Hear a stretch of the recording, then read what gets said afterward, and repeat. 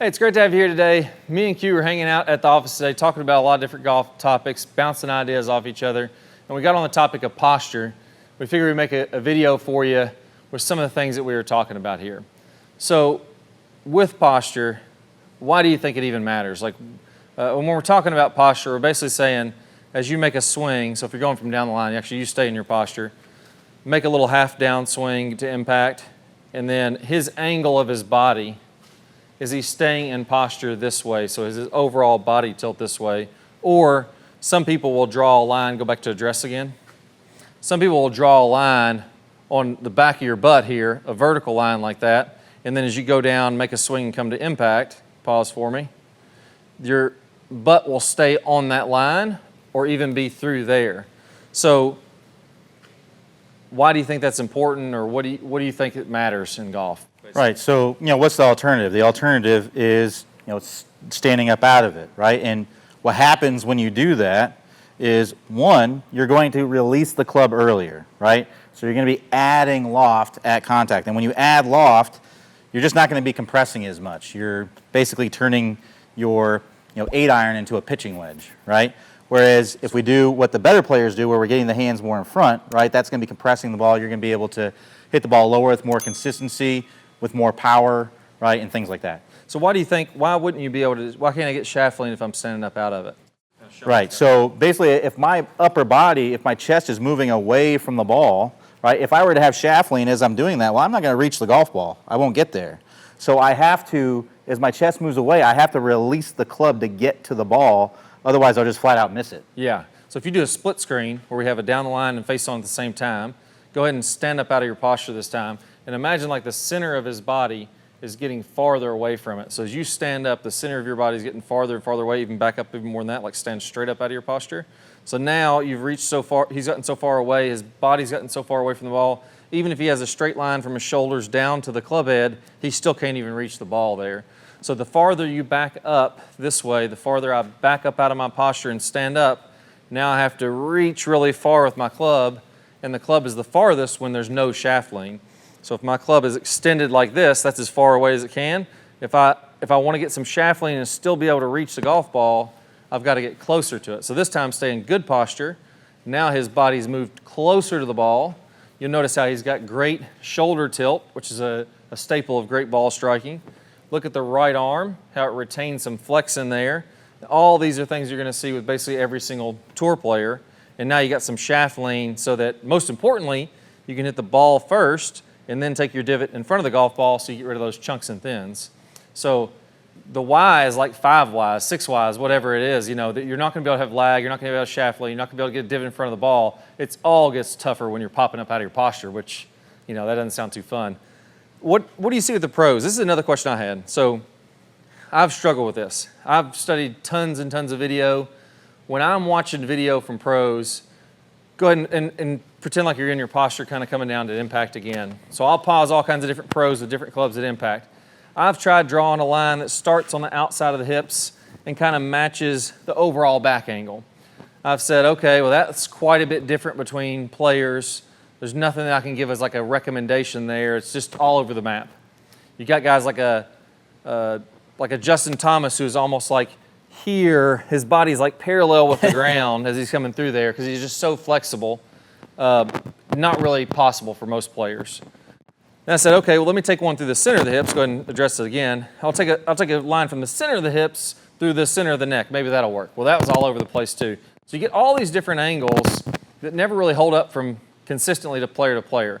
So I don't like to recommend things that are preferences and not like must-haves. Right. But when you draw a line on the back, it starts to get a lot more consistent. So what would you say you like to see when you're drawing, the line on your butt we mentioned earlier? Right. So basically, that I agree. That's the most consistent thing that I've seen among all tour players. Basically, if you draw the butt line, the tush line, whatever you want to call it, if you draw that line going vertically and it's touching address, right? At address, and it's touching your backside at address, what you're going to see with most of the best players, or pretty much all the best players, is you're going to see is as they go up to the top of the swing, you're not going to see any space between their backside and that line. And then as they come into contact, again, you're not going to see any space between the backside and the line. And many pros Victor Hovland. There's a lot of pros that actually go into that line. Their backside moves into that line even farther. There are some pros that maybe move off of it an inch, but I don't see any great players, and I see this in countless amateur players, recreational golfers, where the hips move off the backside a bunch, a ton. So if it's happening more than an inch, I would say you're definitely coming out of your posture, and it's something that would be a point that you would maybe want to work on. Yeah, most of those guys that we were talking about earlier too, like when they're setting up almost back on their heels more, so when you draw that line on the rear end, they're almost like kind of starting really far back there, and then they come off of it maybe an inch at impact, but they're still getting shaft lean, they're getting lag, they're getting all the things. So to me, I could really care less if your rear end is right on that line. Doesn't make that much difference. I care a lot more about whether or not you have lag in the swing, hands in front at impact, compressing the golf ball. That's really the point of all this. It's not to stay in your posture. Like I said, spine angles move pretty wildly from one player to the next, but we have to be in a position that we can deliver the club through the ball really well. So, you know, given that, we kind of covered a lot of bases here. What do you think is a great drill to feel this? Like if I don't know if obviously I can draw the line on my rear end and check that. What else should I do to make it easy possible? Right, so my favorite drill for this is also a shallowing drill, because we didn't really discuss why is it so difficult for a lot of people to shallow out the club. But really what it comes down to for most golfers that I see, it's because they're coming down steep. And coming up out of the posture is a way to shallow out the club. It's not what the best players do, but it is a way to do it. So if you imagine, if I'm coming down and I'm coming down steep, and let's say I push my hips into that line and I continue to rotate, well, look where that club's going to go. That club is going to go way across the ball. I'm going to be coming down very steeply. It's going to be very, very difficult to be consistent with that, because you're going to hit hooks, you're going to hit pulls, slices, and that's even if you're able to make solid contact with the ball. Usually you're just not going to make solid contact with the ball. So what a lot of golfers will do when they get this club starting to come down steep, what they'll do is they'll stand up, and look what happens to the shaft now. Now that shaft lays down a little bit, and now I'm able to have this club working from the inside, and I can actually get the ball to go in the direction of my target. Now, I would much rather have somebody who stands up out of it and shallows it out than to have somebody who comes down on it, way over the top, because this move here, this is a high handicapper move. This move here, I mean, I see, 3 handicappers doing that, right? So you can play good golf doing that, but again, you're going to have the issues of thin Losing contact, lag. losing lag, and all of those things. You're just, to take your swing to the next level, you really want to work on when the staying in your hands go posture. up there too, so if I start down steep and all of a sudden I stand up out of my posture, these hands get higher this way. So imagine like this is good. Yep. They're going to get higher this way, and all of a sudden what happens is that pulls the heel of the club up off the turf, and now you're going to hit a lot of thin shots. So if you find yourself having to like fluff it up on a perfect lie, then that's part of the reason why the hands are too high. We're getting up out of the posture a little. You're going to have a really hard time hitting it out of fairway bunkers, tight lies, anything like that, because you're raising the sweet spot. This heel of the club's got to come in and hit the ground first, and that just creates a bunch of problems. I think players are great athletes. Like usually I found pretty much everybody, you'll make compensations that may not be the perfect thing, but it's like to solve a problem. So people say, well, why doesn't everybody just get lag and shaft lean and do all the stuff that the pros are doing? Well, usually it's because we started off, everybody, myself included, I'm coming down steep, I'm over the top, I have this giant slice, I'm kind of chopping into the ground, and then I solve that by standing up out of my posture. And then if we're lucky enough to realize that's an issue and how to do it the right way, then we shallow out the club the right way, come into it, and start hitting it great. For those of us that don't guess the right way, or maybe don't get the best instruction or whatever it is, we never quite figure that part out, and there's just kind of this one missing piece. So, how do we get this last piece put together so we can get it accurate? So what I recommend using is an alignment stick with a pool noodle on it. You can use this swing plate. This is an awesome tool that we really like. If you're working on stuff indoors, I mean, it's almost a must-have. I'll put a link in the description below the video here if you want to pick one of these up. We do make a small commission on these. It just helps us support the channel if you buy one from our link, so we appreciate that. I said you can use a stick in the ground. Yeah, so you but this is better because you can do, you can find the angle on here. So this has a little angle finder on there. Yep. And with an iron, set that to 60.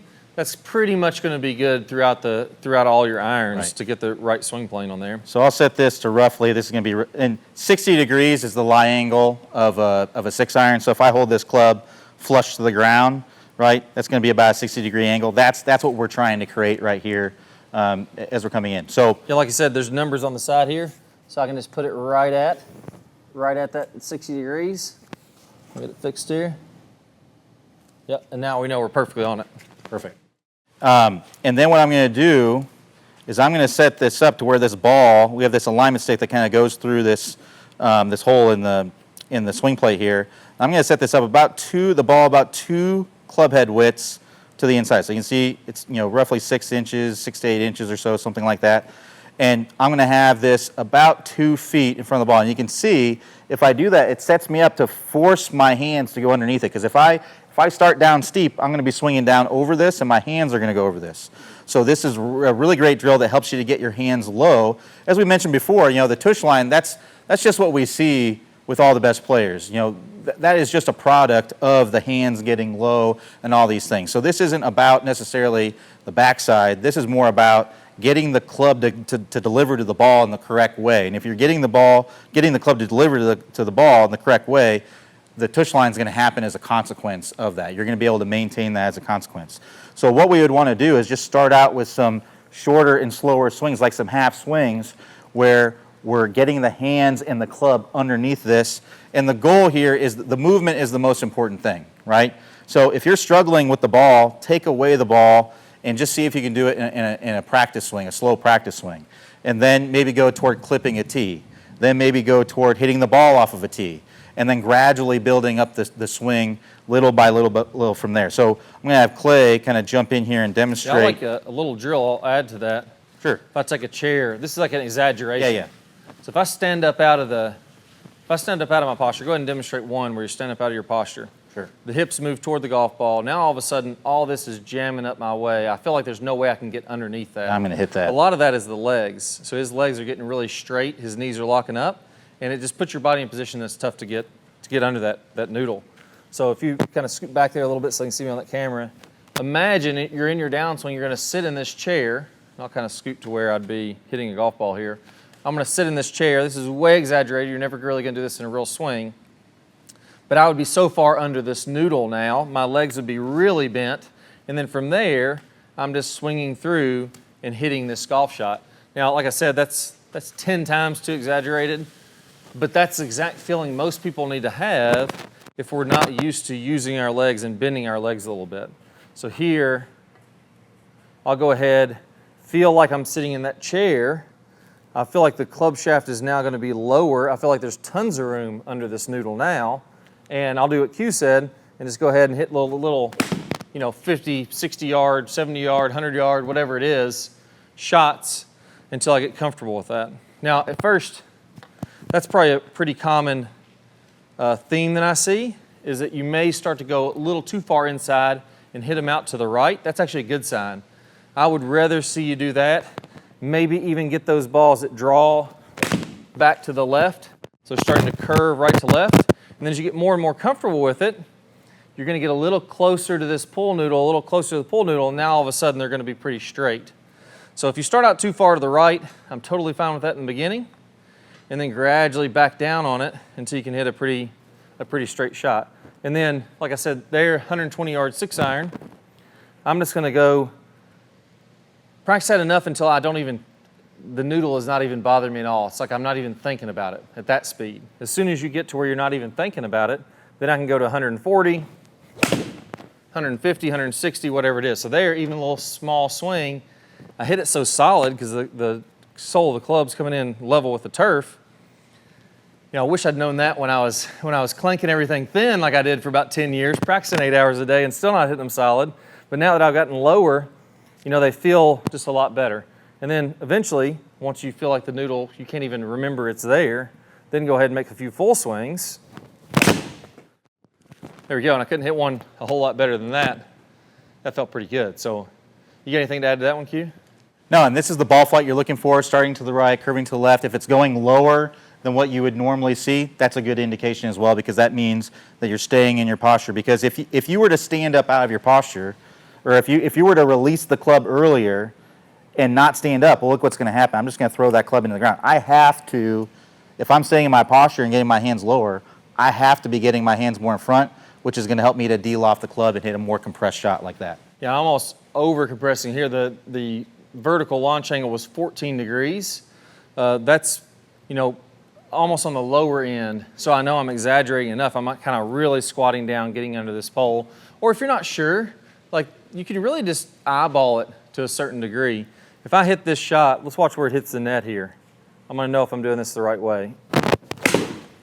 There we go, so that swing, I'm 1, 2, 3, 4, almost 5 steps or 15 feet away from this net, and it's about belly high, right? If it's way up here by my head, I know I'm probably standing up out of my posture, flipping it, and it's going way too high with the 6-iron.